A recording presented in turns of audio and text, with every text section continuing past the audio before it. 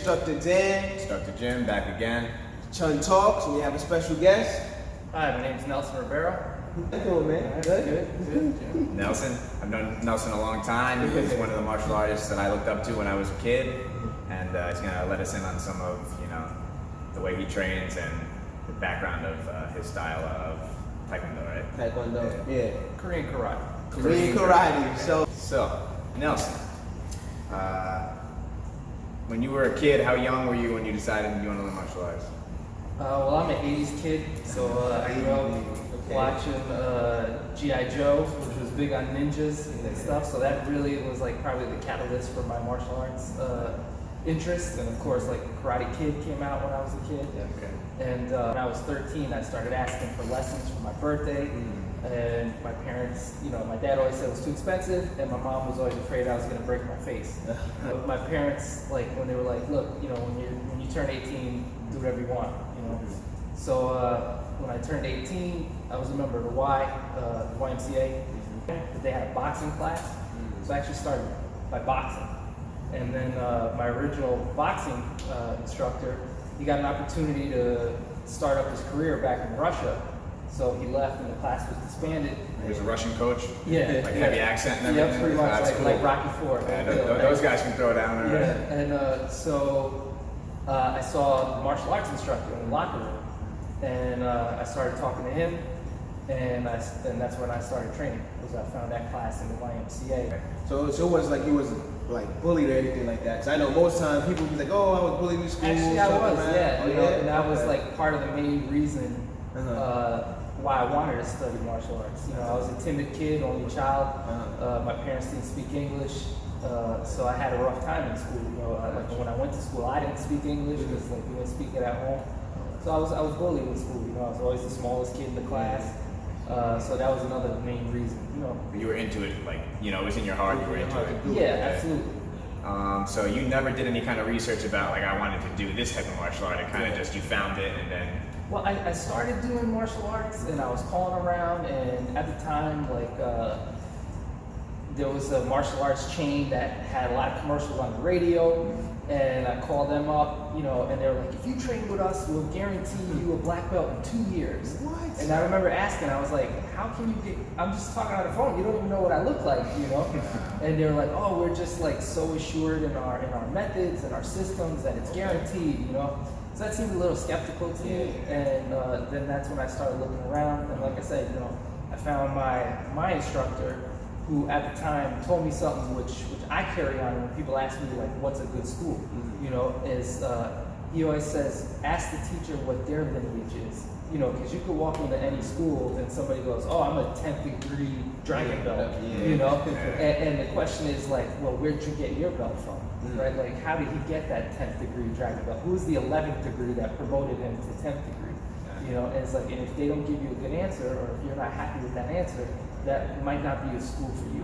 Right. So to me, lineage was important. Okay. Yeah. Nelson, I know, when I hear Taekwondo, or I want you to get into if it's even called Taekwondo. I know you mentioned that it was Korean karate, and I'm going to let you get into the story behind that in a second. But most of the world, when they hear Taekwondo, they think, a lot of kicking and point matches and Olympics. Right. Because the Olympics has got, like, Taekwondo is famous in the Olympics. Yeah. So how does your Taekwondo differ from that type of Taekwondo?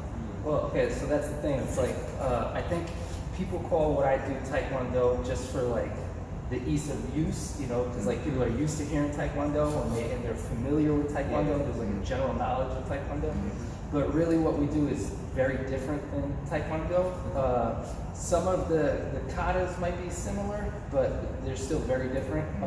Because like my study and my lineage is Genshin Fukashi was the founder of Japanese karate.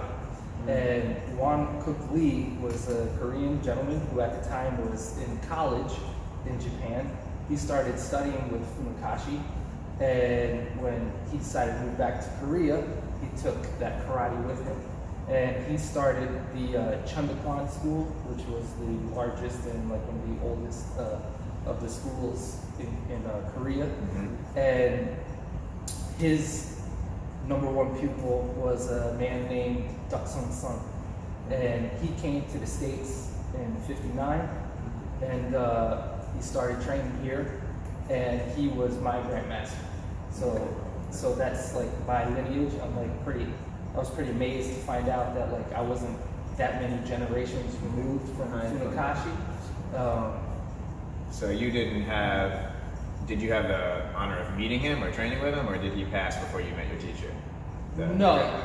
Well, Grandmaster Duck's Sun, I trained with. He had a school on 14th Street. Oh, okay, so you trained with him in the city. Yes, Okay, yeah, that's awesome. That's awesome. I had my teacher at the YMCA that, like, you know, was the majority of the teachers I would train, like, you know, 3 times a week with. Right. And then 1 time a week we'd head down to the city, and then we'd train directly with Grandmaster Sun. Now, did your teacher at the Y learn from him as well? Yes. Oh, okay. Yeah. Okay. I was going to ask if it was separate or. Yep. No. Okay. We were all under him. That was good to have him local. And the thing is, like, so Grandmaster Sun, like, he didn't really speak much English, barely any. And, you know, when he answered the phone, he would say karate school. Okay. He didn't say Taekwondo school, he said karate school. Now, I wonder if that was because it was so popular in the 80s that he would just call it that? Well, you know, back in the 50s in Korea, when they had, like, the summit between all the Kwans, a big part of him leaving was this guy named General Choi, who was from the Korean government, came in and he said like that they had a big opportunity to make what they were studying part of the Olympics.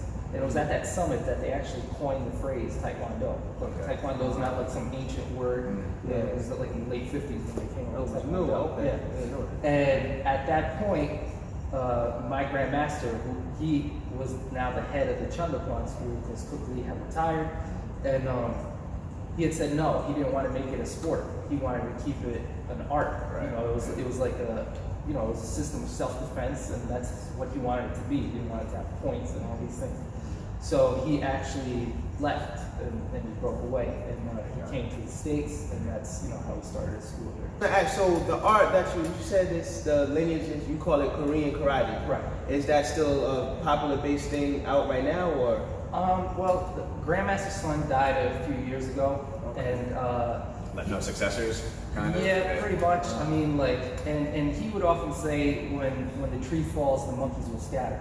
And he really was like, he helped us all together. He had really high standards. Like in his association, he was the only person that would grant black belts because he wanted that level of quality that he was looking for. So he would travel all around the States, or like once a year he'd have a summer camp up by West Point, and people would travel like really just to test like with him. You know? There's a difference between being a black belt and having a black belt. Right, and to me, it's always been about the actual art itself, and that everything that entails to me what a martial artist is, like the discipline, the respect, the tradition, all that stuff. Like when ego and money and all that stuff gets involved, to me that takes away from the true meaning of martial arts. As was done to me, someone ahead of me said, "This is the path, follow me." I try to do that with my students, you know, and I also try not to hinder them, being like, if you can get ahead of me, that's great. Just show me the way when you get there. I always feel like if a white belt walks into my class and he could teach me something, I'm not gonna say, no, I can't listen to you, you're beneath me, right? I'll take any bit of information from any system, any person, anywhere I can. If it works, great. If it changes my mind, even better. Because that's like, to me, what the art is about. It's always about learning, creating, and to me, that's why it's called an art. Yeah. Right? Well, I always envied like boxers and Muay Thai guys and like wrestlers because they had no like rank system. I was like, that's what I like about that style. You know what I mean? It's like straight to business. Yeah, it's like that's something like I would tell my students. You know, like they would come in and they like, you know, new students or whatever. They would say like, oh, well, what rank are you? You know, I go, my rank doesn't guarantee that I win. Exactly. No, I mean? not at all. It just says I've studied this far, I've been here this long.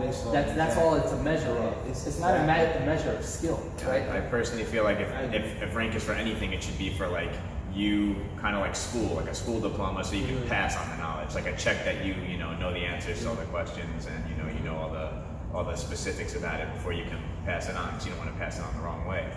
Because it's like, you know, like you look at us now, it's street martial arts right here. Yeah. None of us are wearing our belts, right? No. Just like Yeah. we're not we don't wearing even our have belts. them, but you know, we have a ranking system. But, Right, yeah, but that's what I'm saying. It's like you go out in the street, nobody's wearing a belt. You don't know what they are, right? So it's your skill that matters at that moment, not your rank, you know. So Nelson, pretty much like you know all these martial arts schools all over the world and stuff, and everybody's looking for different things, you know, different ways to, I guess, to relax, or some people want to learn self-defense. You as a martial arts instructor, if a student came to you today and would ask you, you know, what can they expect from learning your lineage of martial arts? Like, what would you tell them? Well, anybody who walked in through the door, like when I was teaching, they would do a class, you know, basics and like moves, techniques, like just with everybody else. So it's basically like you hit the ground, run. Okay. You know, and at the end of the class, I would always tell every new student, if you came here today and you thought this was a complete waste of your time, do not let tonight be the be-all, end-all decision for your martial arts career. Because my job is to try to get everyone to study martial arts. Doesn't necessarily mean it's my martial art, right? You might go out and you find Kung Fu works better for you.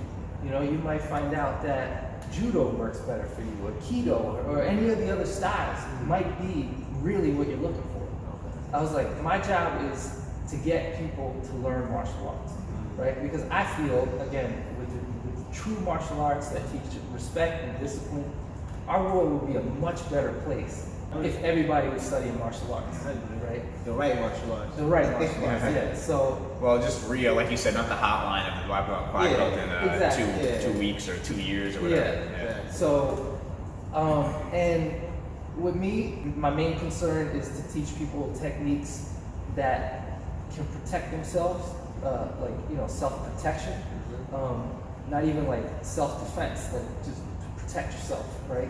It Get could away. be, right, because like it could be just verbally, you know, you de-escalate, right? That's protecting yourself, right? Look, you come here with me, you study with me, it doesn't mean you're gonna get mugged tonight and you're gonna win. All it means is you're giving yourself a better chance than if you spent your life on the sofa watching TV. Absolutely. Right? So that was my main thing, you know, and like that's why our techniques, you know, that's where we differ more from like what you would say is like the Olympic style of Taekwondo. Like we don't do any big flowery moves, there's no jumping or flipping, right? Because like, you know, I take the train in Manhattan every day, I'm on a platform, it's full of people, there's no room for me to do a double backflip, spinning kick, right? And it's the first thing people think when they think Taekwondo. Right. So they're not aware that you know, Taekwondo originated. Now I don't know if did all Taekwondo originate that way? Did they take it from Japan? Do you think, or? Our forms, our katas, are very similar to Shotokan katas because that's what And you can see that resemblance. Yeah, that's what he was learning, right? Okay. He was learning from Kachi, who started Shotokan, you know? All right, guys, so now we're going to get into technique time. This is like the technique I usually show when people ask me, oh, can you show me one quick technique?